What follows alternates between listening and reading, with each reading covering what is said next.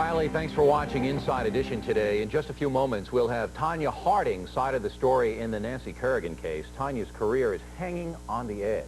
But first, the world is focused on Los Angeles right now as the effects of the earthquake are becoming apparent. People have died, many are hurt, and the damage is incredible. Today, Inside Edition will tell you some personal stories and show you some video you'll see nowhere else.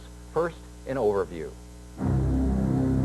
It struck without warning. All of a sudden, it was a lot of jolting, and that's all we felt. We kept trying to get up, but we were knocked back down. At 4:31 this morning, residents of Southern California were literally shaken out of their beds into a world of terror as one of the strongest earthquakes to hit the area in decades rolled through. Measuring 6.6 on the Richter scale, the quake was centered near the town of Northridge in the San Fernando Valley, 20 miles northwest of L.A. It lasted only 30 seconds, but as the early morning sun began to rise, the effects of the area's latest catastrophe began to be seen. The entire stairs in the back, iron, steel and iron, concrete, caved in. Dozens of homes, businesses, and office buildings have been destroyed or damaged. The quake ignited dozens of fires, and with gas and water mains shattered, fires have raged out of control. The violent and deadly effects of the quake collapsed highways throughout the area, crushing cars and, in some cases, the people in them. Here in Northridge, at the center of the quake, a three-story apartment building collapsed, trapping victims inside. I felt it fall, but I wasn't sure that we were on the first floor because we live on the second floor, and we climbed out the balcony. We jumped off the balcony. Yeah, we from climbed the out second floor to the first, which is now the first. Yeah, we were lucky that we got down on the first because I don't know how we would have gotten out.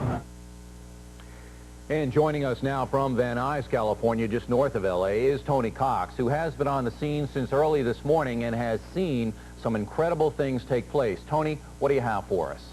Well, the first thing, I'm trying to find some solid ground that I can stand on that won't shake for a few minutes, and as you can imagine, here in Los Angeles this morning, that's quite an accomplishment. As you look all over the county, there is devastation in a number of neighborhoods.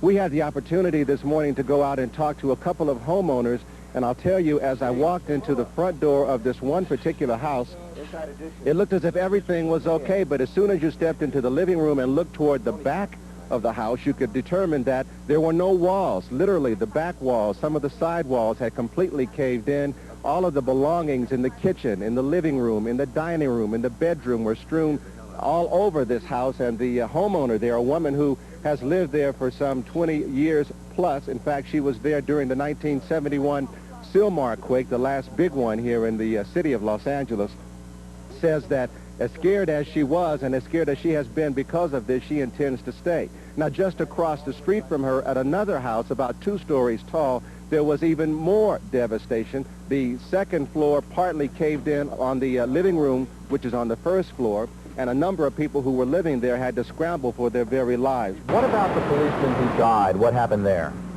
A very tragic story. In fact, we just came from that area just north of the city, and literally a freeway overpass simply buckled, fell down to the ground. And unfortunately for that motorcycle officer who was on that overpass at the time, if you can imagine riding a bike or driving in a car or walking for that matter, and all of a sudden the step in front of you, all of a sudden is gone. He fell 40 feet to the concrete below and lost his life. There were a number of other people who were also injured at that location, including a woman who I understand was 6 months pregnant, but thanks to a good Samaritan who was on the scene, she was successfully rescued and not injured very seriously, we understand, but unfortunately it was too little and too late that could be done for the Los Angeles motorcycle officer who was killed.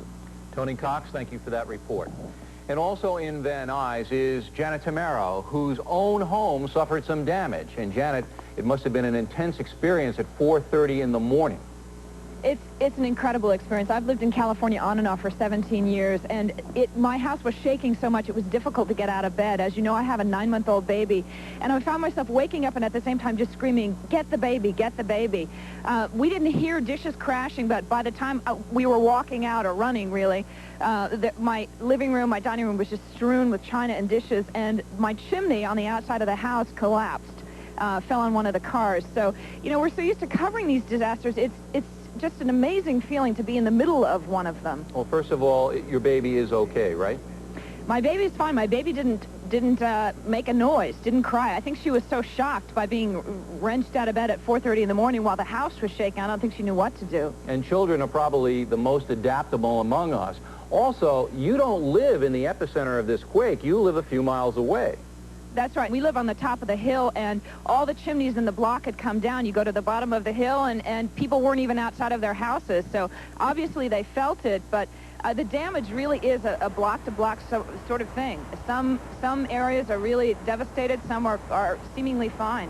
Okay, Janet, thank you very much for that first-person account. And Inside Edition will continue our quake coverage. I'll be out there tomorrow joining Janet Tamaro and Tony Cox and the rest of our correspondents in Los Angeles, and we will be broadcasting from the scene. More to come today. Tonya Harding wants the world to know how she feels, and we'll have that story next. Are you telling me that they know nothing about this plot? That's right. How could that be? They weren't involved. They had nothing. They had everything to lose and nothing to gain by this.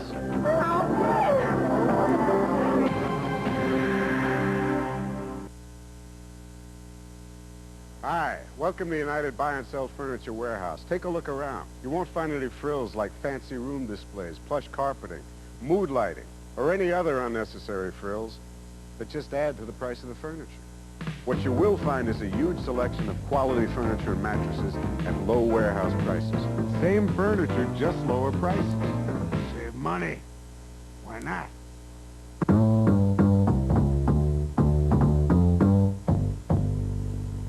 Because some people want chili, not chattering teeth, frozen eyebrows, cold feet on your back in bed, long underwear required, blue fingernails stuck in a crevasse on the side of a mountain kind of chili, but the kind with zesty sauce and beans, onions and cheddar and a quarter-pound patty. We've got this. McDonald's Chili Quarter Pounder, January's burger of the month. What you want is what you get at McDonald's today. It's magic. It's incredible. It will leave you breathless. The Allied Arts Family Theater presents the Chinese Golden Dragon Acrobats and Magicians. Enjoy this amazing Chinese troupe for their one-time performance at the Capitol Theater, Sunday, February 6th. Get your tickets now by calling 966-0930.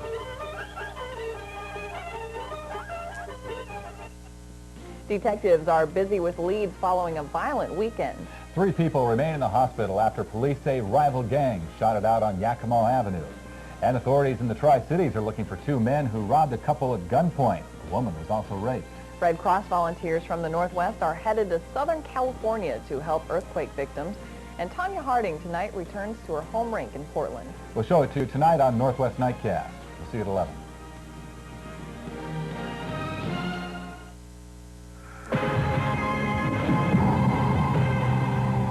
The pressure on skater Tonya Harding is intensifying. The U.S. Olympic Committee is re-evaluating Harding's presence on the Olympic team. A decision is due at the end of the month. All of this, of course, is because of the attack on Nancy Kerrigan. Men close to Tonya Harding have confessed. But Tonya herself says she is innocent, and she directed one of her best friends to talk to Inside Edition's Jeff Cole. It has turned into a media circus, literally. This was the scene outside the home of Tonya Harding and Jeff Gillooly last night, as camera crews were entertained. But there is a serious side to this story, as Tonya and Jeff have become targets of horrendous allegations that have forced them to go into hiding. Talk to us, Tonya, Jeff.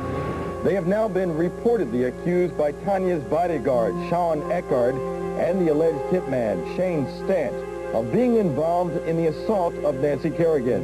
Along the way, vicious stories have been told of marital abuse and of Tanya's hot temper. Tanya's father, Al Harding, is now breaking his silence. We're both innocent of these accusations. I firmly believe this. I've known him too long. I've known Jeff, ever since he'd been dating with Tonya before they got married and everything. They had nothing to gain by it. The relationship now is stronger than ever. They love each other very much, and without each other, I don't think they can make it through this. 20-year-old Mark Anderson says he's a family friend, and in this exclusive interview with Inside Edition, he says he was asked by Tonya and Jeff to tell their side of the story. They're staying out of the limelight, out of the press, because they don't feel that they should have to prove their innocence to a press that's already prosecuted them. How does Mark Anderson know so much about Tonya and Jeff? Well, for 18 years, he's lived in this neighborhood, right across the street from Jeff Galili, and remains one of the couple's best friends. And he says the Jeff he grew up with is far different from the one being portrayed in the media. Jeff's not the bad guy. Everyone's trying to make him out the bad guy. Everyone's trying to implicate him. It's just, he's not the bad, tough guy image that everyone sees of him. Tonya and Jeff's marriage has been rocky, and their stormy romance has been marked with Tonya's account of being abused by Jeff. Restraining orders have been issued, and last year they got a divorce. There was certainly an appearance that Jeff is a tough guy and abused Tonya. They're just like any other couple. They have their arguments. Now, the way they worked them out probably wasn't the same like you and I might work things out with having a scuffle with somebody. But restraining orders, accusing him of abuse, that seems like the wrong way to go about solving marital problems. That was just the way that she felt she could work it out. He tried to work things out to no avail, and so he just kind of let it ride, and that's how it ended up. The couple have now reconciled and continue to live together, although legally they are still divorced. They actually decided that they missed each other, and there was actually something there that they had missed. And they figured, hey, maybe this divorce thing really wasn't good. Maybe we can actually work this out after all. And they were able to do that. But 2 of the 3 men who have been charged with the assault on Nancy Kerrigan have reportedly claimed that the couple planned the scheme from the beginning. It shocked them. They're in disbelief. Are you telling me that they know nothing about this plot? They know nothing about what the bodyguard was planning? That's right. How could that be? They weren't involved. They had nothing. They had everything to lose and nothing to gain by this. Mark Anderson says that Jeff Galili hired Sean Eckard after a death threat was made against Tonya last November. Eckard was a high school friend of Jeff's and out of work at the time. He was doing it as a favor. As a favor, and he could use the favor, went both ways. Went for favor for Sean so that he could be employed, and went for favor for Tonya's image, that they had security and that they'd be safe.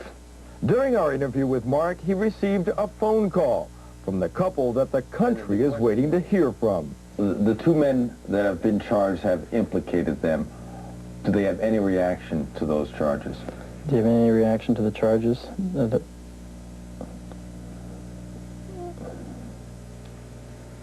Yeah, it's ridiculous.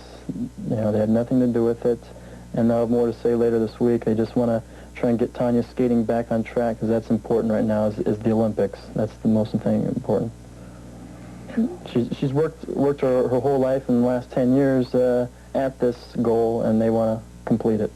Authorities are still investigating what, if any, role the couple has in the assault. But until they come forward and tell their story, they have chosen Mark to tell it for them. What message do they want you to tell the rest of the country? They're just hoping that this will end soon so they can get back with their lives. And this morning, Nancy Kerrigan skated publicly for the first time since the attack. She did some basic routines, but not the tough stuff, saying she doesn't want to push it. However, those close to her say Nancy's recovery is going better than expected. And coming next, as Inside Edition moves along, a big-time chef in Palm Beach turns out to be a big-time con man. He used my money to set him up in a business that he could steal money from every day.